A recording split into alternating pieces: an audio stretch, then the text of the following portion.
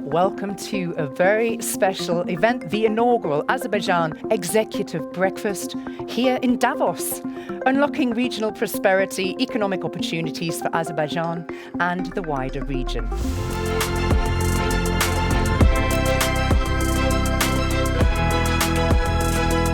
It is my delight once again to welcome to the stage the President of Azerbaijan, His Excellency, Mr. Ilham Aliyev. Thank you. Mr. President, I think the way this is going to play, I will ask you a quick question and then we're going to open it to the audience. So please get your thinking caps on and be ready to volunteer your own questions. I wanted to start by talking about the fact that investors at Davos are increasingly focused on resilience, sustainability and long-term returns. What are Azerbaijan's top strategic investment priorities today? With respect to investment priorities, for many years, for us, number one priority was the energy sector, because the resources we had allowed us to increase our economic performance and to improve the living standards of the people. Today, most of the energy portfolio is done. Yes, we continue, and definitely we will have more to offer to international markets, but of course priority is non-energy sector, non-oil and gas sector. Diversification of economy for our country is number one priority. And from practical point of view, today we see a growing interest in renewable sources. We already inaugurated two big renewable power stations. And in the coming 6 years, we will dramatically increase our capacity to generate energy from solar and wind. In other words, by 2032, we expect to have 8 gigawatts of solar and wind energy, because there are a lot of sun and a lot of wind. And we see a big potential. We already contracted several projects, and now we think about storage capacity. The first storage capacity is being installed already. We are expecting investments in transmission lines because our target is to export green energy. And also, as it was already said, with respect to data centers, we think Azerbaijan can be one of the main destinations for investors. First, energy is cheap. Second, we have extra capacity. Even today, we have 2 gigawatts of electric energy, which we do not consume and which we do not export due to the limited so far. So these are two main areas of investment where we are looking for international cooperation. And the third one is mining. Now we are in the active phase of survey using the most sophisticated technological capability in order to define all our potential. The fact that potential is there is known from research made in Soviet times, but that was outdated technology. So mining, renewable energy, AI, data centers, I think these are main targets for attracting investments from outside. How can connectivity initiatives remain resilient with all the geopolitical fragmentation and sanctions-driven realignments that we're seeing? And can economic cooperation and connectivity serve on a neutral ground, as a neutral ground, even when political relations are strained? We worked on connectivity basically with respect to construction of oil and gas pipelines, because we're a landlocked country. In order to export our oil and gas, we need to go through the territory of other countries. We managed to build probably one of the most challenging projects, gas pipeline stretching from Baku to Italian coast, the length of 3,500 kilometers. Passing several countries en route. As you can imagine, it was not easy because we had to agree with all the governments on host government agreements, on commercial terms, on tariffs, but that was done. Already 5 years this pipeline is operational. Oil pipeline was built before. We inaugurated the major pipeline from Caspian to Mediterranean in 2006. So that was the first connectivity project. Then, built on those already relationship with the neighbors, we started to invest in transportation connectivity. Invested the construction of the railroad going from Azerbaijan to Georgia and Turkey, further down to Europe and to Mediterranean ports.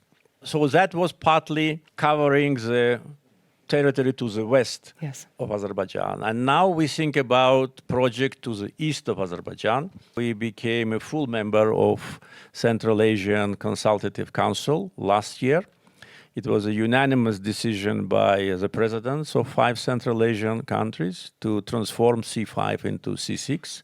We consider it as a sign of respect to Azerbaijan, appreciation of our efforts, and also sign of wisdom, because today to avoid Azerbaijan means that you have to go through the areas which are under sanctions. 2 other options exist, but both goes to the north and to the south of Azerbaijan in the sanctioned area, which probably is not very comfortable for those who send cargoes and those who primarily receive cargoes. We know about European Union project, Global Gateway, which will connect Europe with Central Asia. We so far managed to invest largely in our transportation infrastructure, seaports, airports, railroads, highways, so everything is almost ready. But the volume of cargo is growing so fast that we now made a decision to increase the capacity of our trade seaport.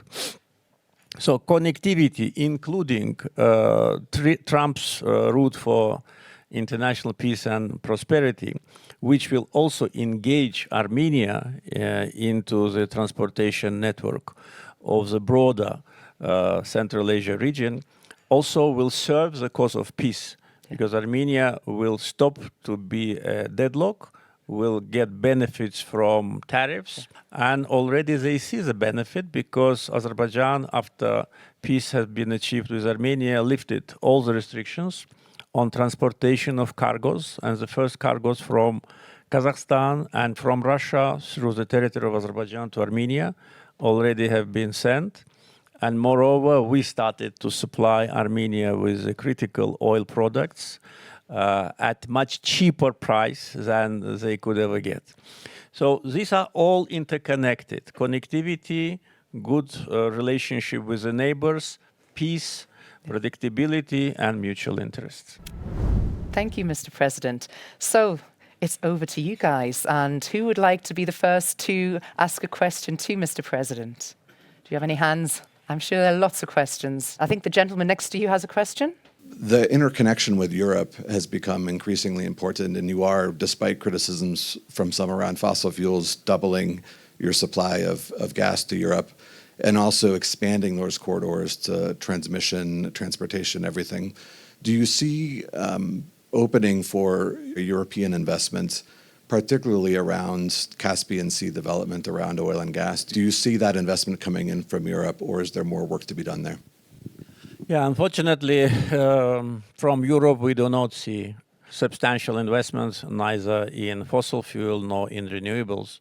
In renewables, I can tell you that our main partners are companies from UAE, Saudi Arabia, and China, UK, and Azerbaijan. There's no European company which expressed their readiness to be investor. On fossil fuels, traditionally, it was American and British companies. After merger between BP and Amoco, it's British. But again, we have very few European companies, one from France and one from some other country. So we, frankly speaking, do not see a big interest from European companies to invest, though Europe is the main destination for our natural gas. Last year, we exported more than 25 billion cubic meters of natural gas. and almost 13 billion was exported to Europe. And this number will grow.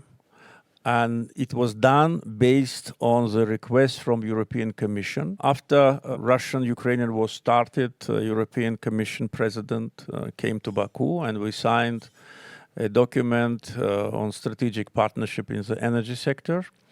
And we agreed that we will double our gas supply to Europe from the existing, at that time, almost 8 to 16 BCM.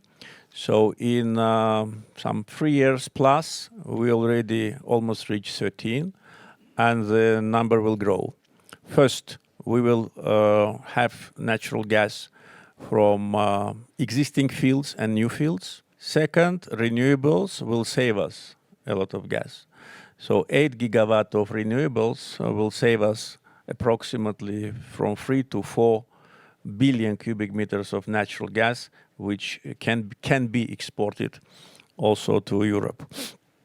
So this is the situation. I think that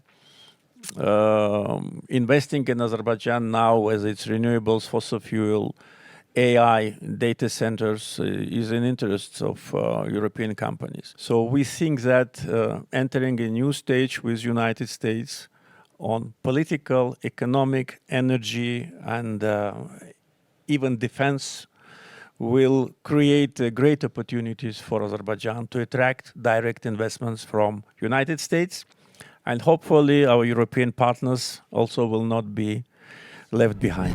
Thank you so much. I think we have a question on the front. Oh, we have two. We'll go for the lady first, if you don't mind. Ladies first. Mr. President, I'm going to ask you a question and have a little fun here. As I know you're a skier, I've had the pleasure of skiing in Azerbaijan, and congratulations because you have state-of-the-art equipment there. But I understand you have the World Cup coming in March. Could you tell us a little bit about that? Yes, from you to hear that I'm a skier is like awarding me with a gold medal. Because Jenny is a real champion, and I'm very glad that she enjoyed skiing in Azerbaijan. And just we were chatting before the event started, and I said that this year we will have a World Cup event in Shardak, and our relationship with International Ski Federation started, and it is already put in the calendar.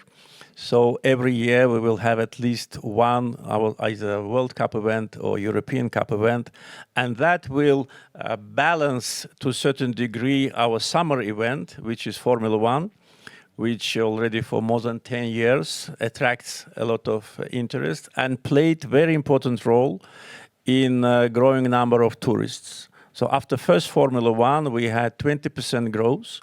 And this figure was growing steadily just before COVID. COVID just ruined everything. Now it's building up again. So this was a country presentation because it was a city circuit. It was, to say, around the city, historical parts, modern parts.